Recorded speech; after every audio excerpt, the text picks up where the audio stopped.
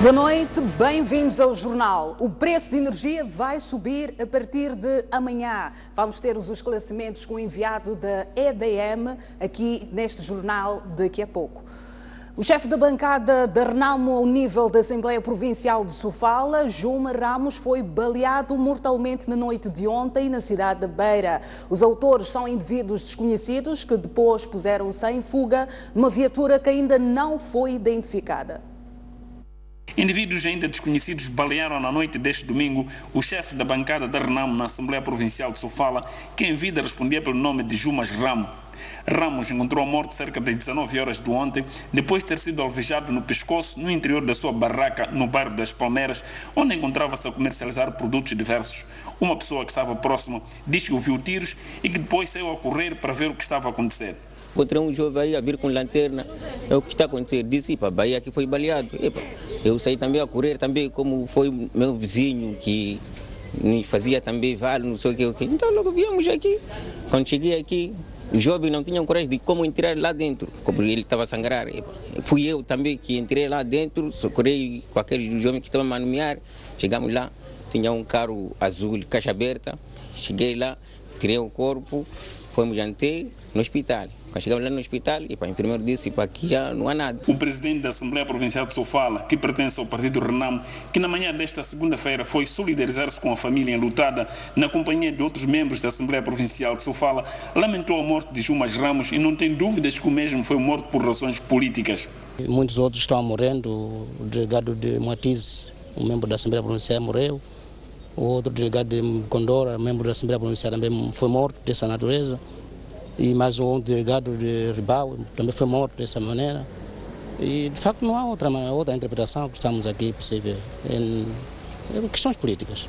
Hoje é o fulano que foi, amanhã serei eu, depois de amanhã é o outro. Estamos na bicha. Os tais esquadrões da morte que está a se falar, que o governo desmente, de facto é uma realidade. Pode estar a desmentir, usar órgão de informação para desmentir, mas a realidade está dita. A Frelimo e o MDM lamentaram a morte de Juma Ramos e condenaram a forma bárbara como foi assassinado. Percebemos com muita tristeza e é de lamentar e de condenar este assassinato macabro. E nós, como colegas do falecido, manifestamos a nossa inteira solidariedade à família enlutada. E esperamos que a qualquer momento a polícia esclareça os autores deste crime. Um sentimento de muita tristeza, de muita revolta. É o que temos estado a dizer sempre, que Moçambique precisa de paz. Eu apelo ao Presidente da República e todas as instituições deste país para que possam pôr a paz a Moçambique, repor uma paz verdadeira, uma paz efetiva, para que todos nós possamos fazer aquilo que nós queremos das nossas vidas, sem temer uma bala sequer.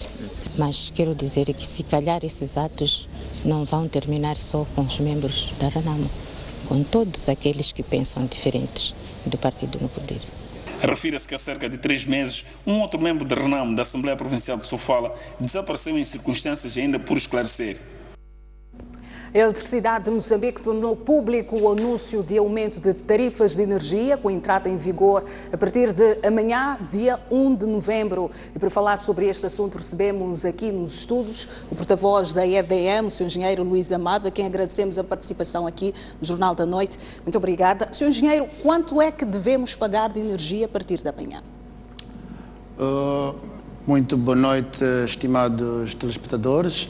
E mais uma vez agradecer aqui à STV por esta oportunidade que nos dá de podermos, portanto, esclarecer esta questão da subida de tarifa.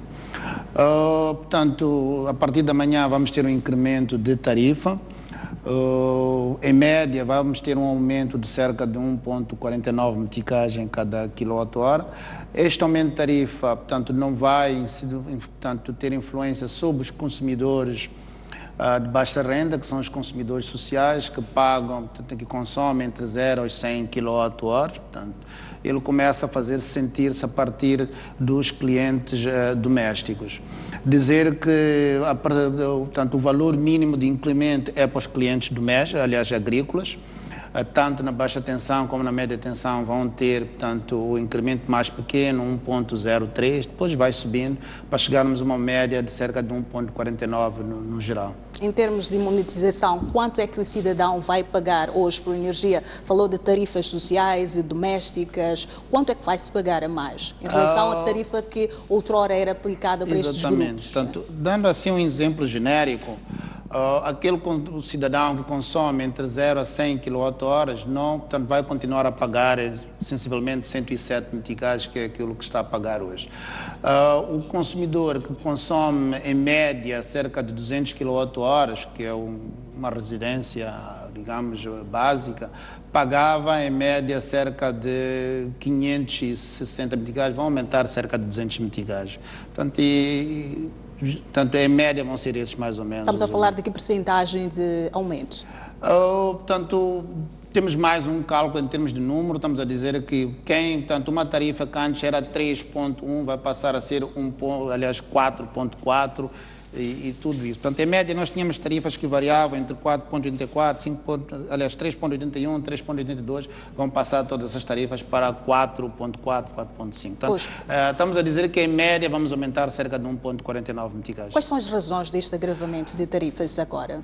Portanto, a grande razão é nós continuarmos a ter a capacidade de manter e de melhorar aquilo que é a qualidade de fornecimento elétrico, termos uma tarifa que possa ser, digamos, um custo refletido.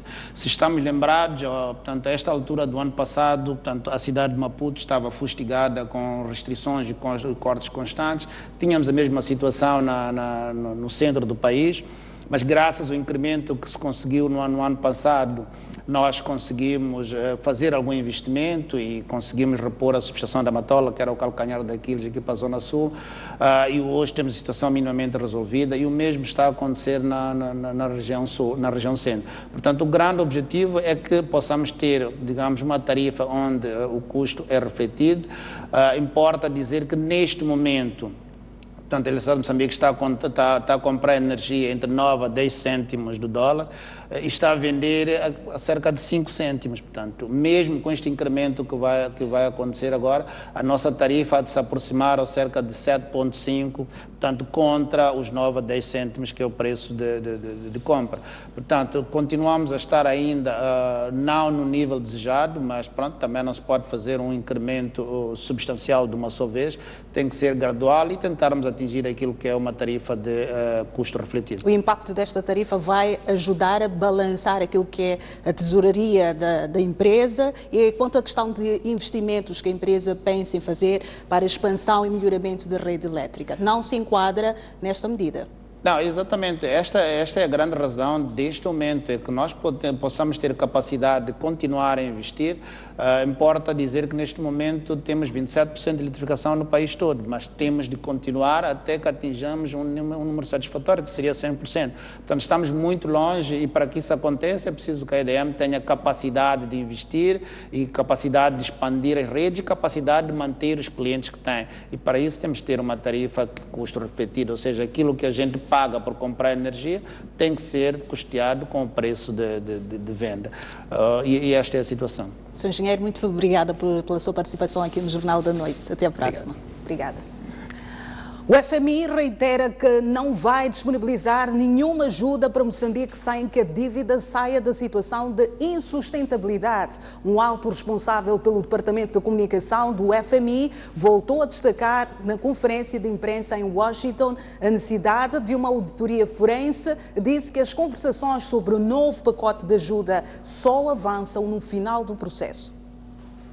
The government said in a presentation to investors this week that before the fund can start program talks with the government, first the removal of the country debt distress classification must take place. So can you say, or the IMF say, that this is a prerequisite to the program starting? Yes. In line with fund policies, we cannot disperse funds in a situation where we think the debt is not sustainable. We issued a statement in this, related to this situation a bit earlier this week. I can repeat it if you like, but the answer to your question is yes. As with, with any country, we to be able to disperse, we need to know that the debt is sustainable. And then also, will the fund only start talks over the new program once the international independent audit has been concluded, or can talks begin while the audit is still underway? Well, this has been an issue ongoing for some time. I think the IMF's position is well known on the audit. In fact, it was discussed in Washington during the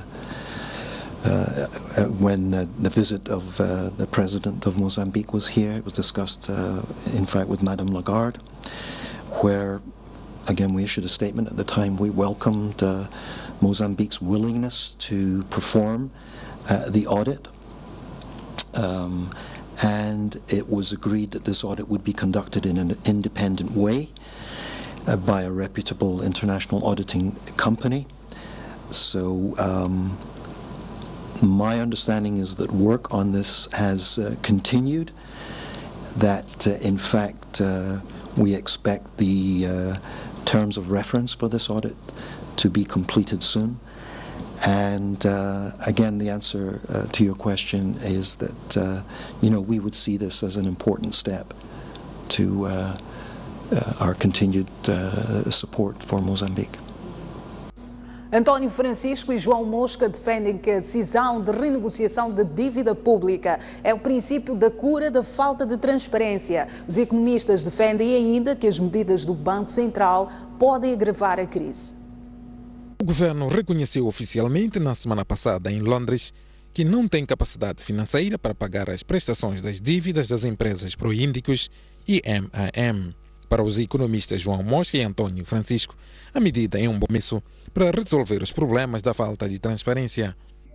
Agora o governo já não está numa situação de que sim vai pagar, já teve tempo de mostrar que a Ematum nem salários paga, já teve tempo de mostrar que as outras empresas, pelos vistos, não vão começar a produzir nada e, portanto, neste momento vamos ter que encarar a situação de uma forma muito mais realista, o que eu acho muito positivo. Os economistas que falavam esta segunda-feira numa mesa redonda em Maputo comentaram ainda sobre as decisões do Banco Central de aumentar os juros, afirmando que o caminho está errado. As atuais medidas do Banco Central vêm suportar o endividamento futuro do Estado, vêm pagar o endividamento que neste momento nós temos do Estado. Por está a tirar dinheiro do setor privado através das taxas de juros mais altas, através do aumento dos valores que os bancos comerciais têm que depositar no Banco Comercial, a criação de recursos no Banco Central para financiar a dívida do Estado. São já medidas no sentido de começar, eu não digo uma política de austeridade, eu digo que é mais uma política de desintoxicação. O único problema é se a desintoxicação vai ser feita no lado errado, porque um indivíduo que é tóxico ou dependente tira-lhe o fornecimento da droga de um lado, mas depois enfia-lhe do outro. E eu acho que neste momento nós estamos neste risco, é que perante o médico nós não fumamos, mas depois quando o médico não está, nós compensamos. E este é o risco das medidas que eu vejo do Banco de Moçambique. João Mosca falou da necessidade da paz como prioridade nacional e defendeu a realização de reformas nas empresas e na administração pública como parte das medidas para responder à crise. As nossas empresas, grande parte delas, estão falidas, grandes dívidas, má gestão, corrupção, mordomias. Enquanto houver uma reforma profunda deste Estado, então será muito difícil ultrapassar os problemas. Dados do Banco Central indicam que a dívida pública deverá atingir 130% do PIB e a inflação 30% até o fim do ano. Em Manica, o preço de transporte de passageiros entre os distritos vai subir a partir de amanhã. A atual tarifa vigorava desde o ano 2013. Em agosto último, a Associação Provincial dos Transportadores de Manica anunciou a subida da tarifa do transporte interdistrital na ordem de 25%, mas a medida não procedeu porque o governo embargou, alegando que a decisão não tinha seu aval. Há dias, através desta nota, o governo provincial cedeu à pressão dos transportadores, autorizando o aumento de preço de chapa 100. Vamos aplicar o preço harmonizado a partir de amanhã, dia 1 de novembro, para todas as rotas interdistritais. Isto significa, é uma tarifa que devia vigorar desde 2013, mas não foi possível devido a alguns assuntos que deveriam ser ordenados, mas já está tudo harmonizado e a partir de amanhã vai entrar em vigor. Qual é a taxa? É 1,07 metical quilômetro por passageiro. Para os passageiros, a tarifa a vigorar a partir desta terça-feira vem agravar o atual custo de vida que consideram insuportável. Vai complicar um bocado para aqueles que fazem ida e volta daqui para Gondola. O custo de vida também subiu, esse dólar. É um problema mesmo. Eu acho que é exagerado. 100 meticais podia ser uns 80 meticais, porque é tempo de crise, né? Sim. A economia está totalmente difícil. Por causa dessa confusão, dessa coisa de subir de chapa, podemos mandar subir de chapa. Não temos como. Devemos ver o que estipula o governo. Devemos aguentar por aquilo. Não temos como. O reajuste do preço de transporte em Manica surge 3 anos depois da última alteração. Mais de 8 quilos de cornos de rinoceronte foram apreendidos ontem no Aeroporto Internacional de Maputo. A polícia diz que os cornos tinham como destino o Vietnã e que o proprietário da mala fugiu.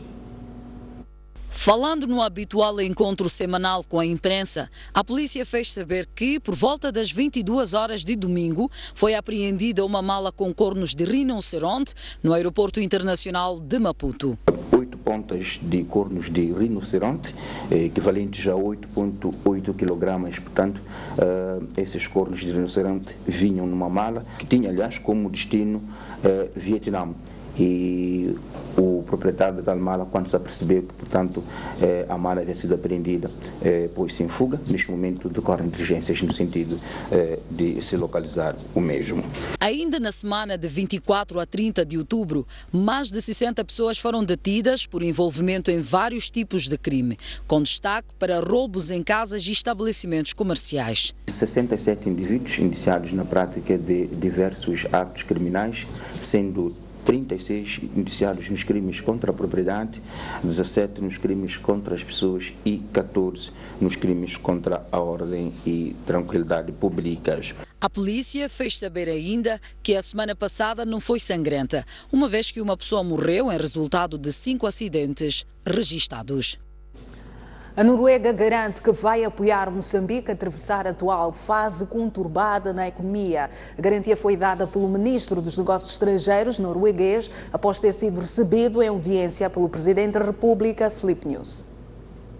No segundo dia de visita a Moçambique, o ministro dos Negócios Estrangeiros da Noruega foi recebido em audiência por Filipe Nyusi para abordar o ponto de situação das relações de cooperação entre os dois países. Borge Brand assegurou que a Noruega vai continuar a apoiar o país, principalmente agora em que atravessa um momento de crise econômica. We will also support Mozambique now. Continuaremos a ajudar Moçambique na transição que é necessária, nos desafios econômicos, mas penso que é importante o que o Presidente da República sublinhou, que haverá uma real e independente investigação, baseada nos termos de referência acordados com o FMI, como base para esta transição. Estaremos sempre em diálogo com o governo de Moçambique para vermos as áreas em que possivelmente podemos ajudar. A Noruega coopera com Moçambique desde a independência. Nos últimos anos, desembolsou mais de 400 bilhões de dólares para o setor da energia. Agora, também quer apoiar a educação e a saúde. Nós acordamos que devemos continuar a fortalecer a cooperação e é por isso que a Noruega já investiu no setor da eletricidade mais de 400 bilhões de dólares americanos, sobretudo na área hidroelétrica, na expansão da eletrificação, mas também queremos cooperação nas áreas de educação e saúde. A delegação norueguesa é igualmente composta por cerca de 30 empresários que estão em busca de oportunidades de investimento.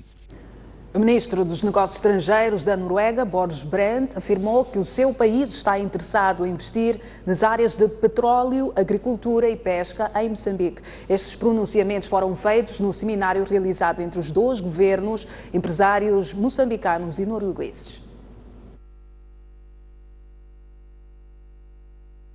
A Noruega está interessada em investir na área de petróleo e gás em Moçambique, na qual dispõe de experiência notável. Este interesse foi demonstrado pelo Ministro dos Negócios Estrangeiros da Noruega, Boris Brandt, num seminário em Maputo, onde estavam presentes representantes do governo e do setor privado moçambicano. Vim acompanhado de uma delegação de empresários noruegueses. Eles estão interessados em investir em diferentes áreas de negócios, com preferencial para petróleo e gás, produção de energias e fertilizantes. O país tem um enorme potencial nestes setores. O ministro da Indústria e Comércio, Max Tonella, afirma que a Noruega é um parceiro estratégico e que o evento serviu para a identificação de áreas para cooperação. Pretendemos impulsionar, dando principal foco no desenvolvimento de parcerias entre o setor privado dos dois países para a criação de emprego e a melhor exploração das oportunidades de investimento que existam. E não só para o setor que a Noruega tem uma experiência muito grande, que é o setor do oil and gas, que é um dos principais exportadores destes produtos do mundo, mas também pretendemos ver empresas norueguesas envolvidas em setores onde Moçambique tem mais tradicionais para a nossa economia. O presidente da Confederação das Associações Económicas de Moçambique, CTA, disse que há uma oportunidade para o setor privado aprender com a Noruega. Queremos aprender como é que transferem estes recursos para o desenvolvimento de outras atividades económicas. Estamos a falar da agricultura, neste caso, como é que transferem os recursos adquiridos no óleo e gás para a agricultura, neste caso. Portanto, eles têm uma experiência muito grande nesse sentido. E achamos que, da conversa que já tivemos, será um parceiro estratégico para o setor privado nacional. No evento, foi assinado um memorando de entendimento para o fortalecimento da indústria do caju e foram discutidas novas formas para a criação de empregos. Vamos agora fazer uma breve pausa, voltamos a seguir com mais informações. Até já.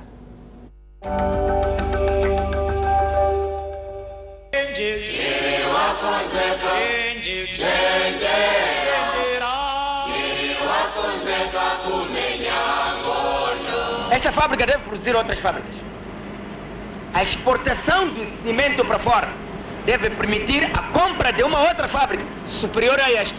E então sairão daqui os mais qualificados, os mais dedicados, os mais disciplinados, os mais competentes, profissionalmente, tecnicamente, conscientemente. Esses vão para essa nova fábrica. Já será superior a esta. Se esta tem 600 mil toneladas, a próxima tem de ter 1.200.000. Mas é preciso que façamos esta primeiro, atingir a meta. Pontualidade. Indisciplina, fora. Bebedeira, fora. Faltas, fora. Não podemos construir a felicidade, o bem-estar com bandidos e malandros. Correto? Correto?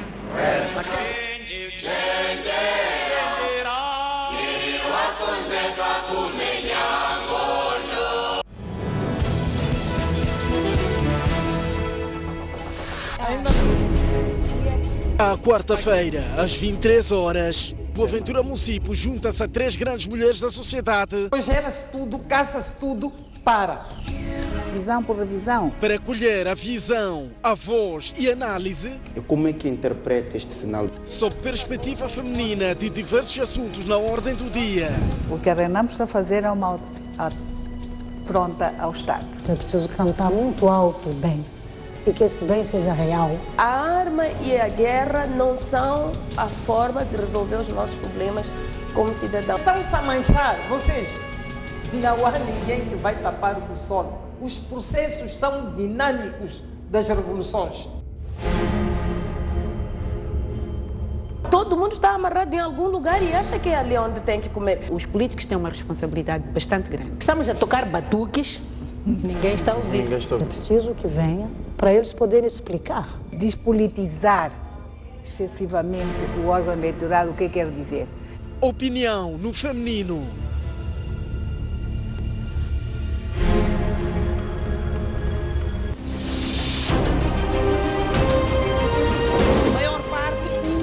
novos tempos e novas esperanças.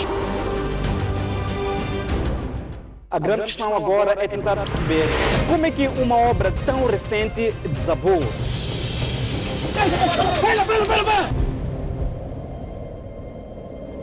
Os animais perdem a luta pela sobrevivência. Garanta a subsistência de milhares de pessoas que vivem no bairro de Ulém. Apesar de todos os episódios de insegurança, as embarcações são a única alternativa para aqueles. Nesse terreno pequeno viviam 5 famílias. Apesar, é sempre bom ter um maior cuidado.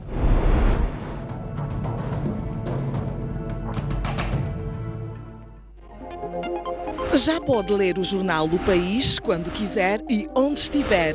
Quer saber como? O primeiro passo é ter a aplicação O País. Continua com dúvidas? Uma app é uma ferramenta que permite ter acesso a vários serviços do seu dispositivo móvel de forma integrada. Agora, aceda à sua App Store ou a Play Store e faça o download de O País. Dessa forma, poderá aceder a uma versão digital do jornal. Assim, não deixe de acompanhar todas as edições do jornal. O País. A verdade como notícia.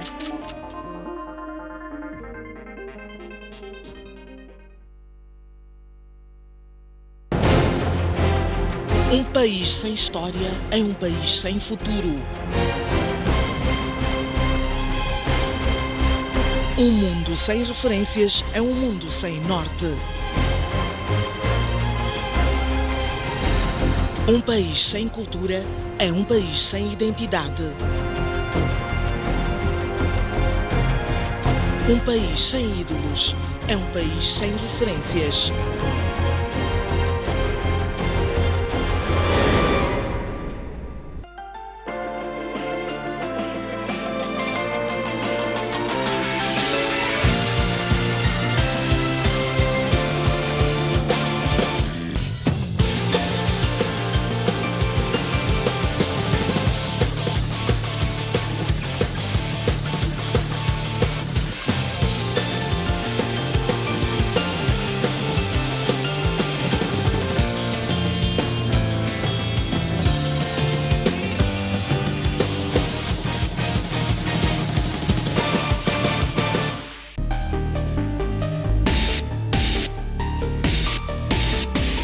Falamos a partir de Nampula, boa noite.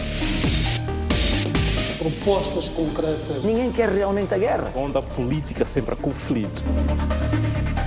É preciso debater para o bem do próprio país. Como resolver isto? Porque é um problema que nós todos estamos a passar. Mantermos a paz neste país.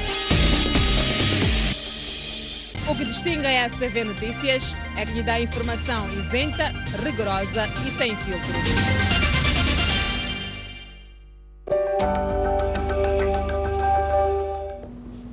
Volta a informação no Jornal da Noite. Metade da população moçambicana não tem acesso à água potável. 6 em cada 10 pessoas consomem água imprópria. Esta realidade levou profissionais do setor a refletirem sobre como mobilizar financiamento para investir em infraestrutura de expansão e rede de abastecimento de água. A reunião para refletir sobre esta questão teve lugar esta sexta-feira em Maputo, juntando vários profissionais públicos e privados do setor de águas. Em Moçambique não estamos bem com a cobertura do abastecimento de água. Melhorou muito, mas não estamos acima da média africana. Mas onde estamos com maiores desafios é no saneamento. Ou seja, muita gente passou a ter água no esforço dos últimos 10 anos, 15 anos. As periferias das cidades vêm hoje, viram crescer as redes de distribuição de água, mas ainda há uma caminhada longa a fazer no saneamento.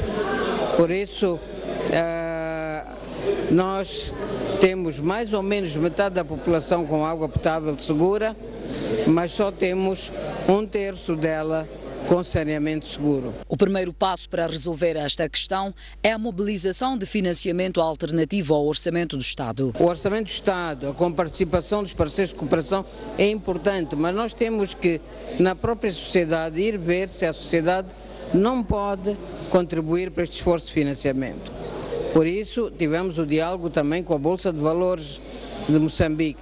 Por isso, estamos a pensar de que a questão das tarifas, conseguir pagar pelos serviços, é uma boa forma de financiar o desenvolvimento das infraestruturas. O governo já está a elaborar um plano que vai tornar em realidade a expansão da rede de distribuição de água com qualidade exigida. O setor de águas, liderado pelas Direções Nacionais de Recursos Hídricos e de Abastecimento de Água e Saneamento, encontram-se a elaborar a visão estratégica setorial alinhada com os Objetivos de Desenvolvimento Sustentável, onde a inovação e eficácia nas ações constituem os elementos centrais que devem orientar os processos a serem seguidos para que efetivamente se avance de forma célere rumo ao alcance das metas.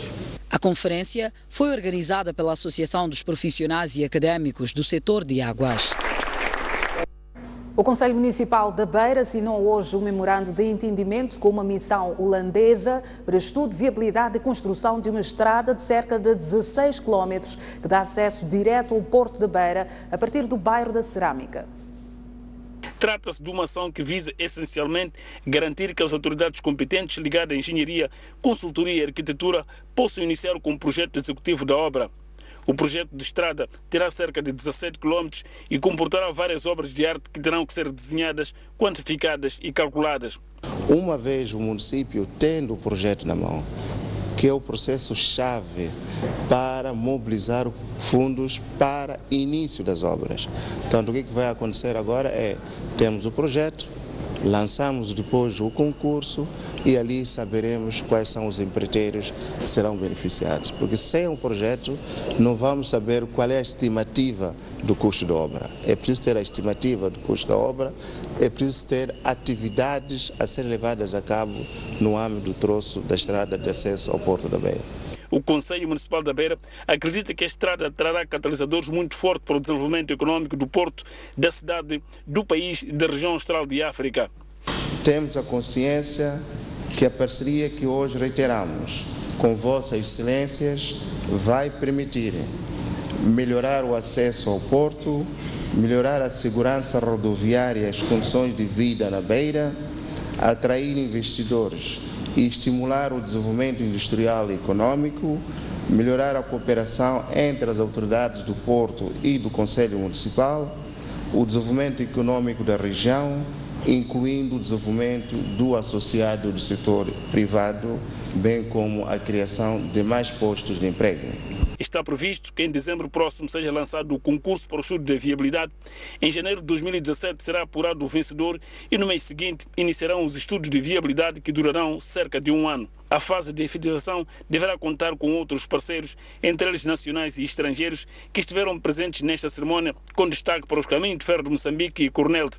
A iniciativa faz parte do Master Plano do Conselho Municipal da Beira, lançado em setembro do ano passado, ao quando da Conferência Internacional de Doadores.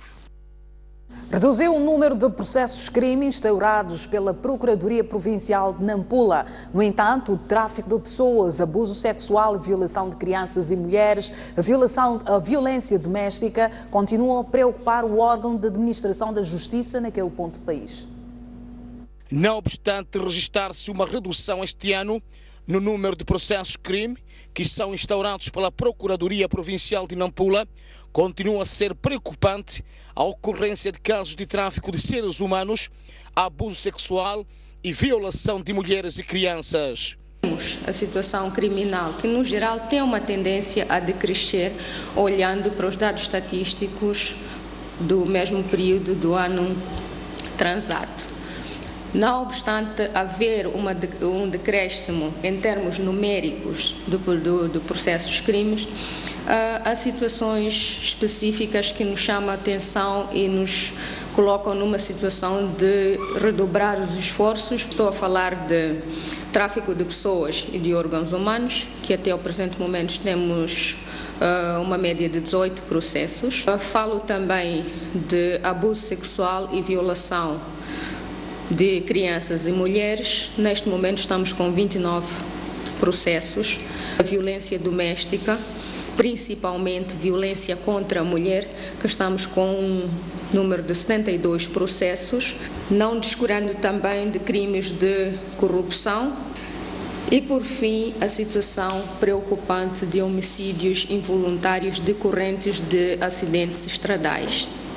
Uma média de 53 acidentes até o presente momento, com um número elevadíssimo de vítimas mortais. Hermínia Gustavo, porta-voz da Procuradoria Provincial, indicou, por outro lado, haver uma melhoria em relação à superlotação das cadeias. Com a aprovação e a entrada em vigor do novo Código Penal, é uma situação que tende a melhorar, uma vez que já são aplicadas as penas alternativas à prisão. Portanto, nem todos os processos em que temos a condenação, os arguidos são condenados a penas efetivas. Portanto, há uma tendência crescente de melhoria.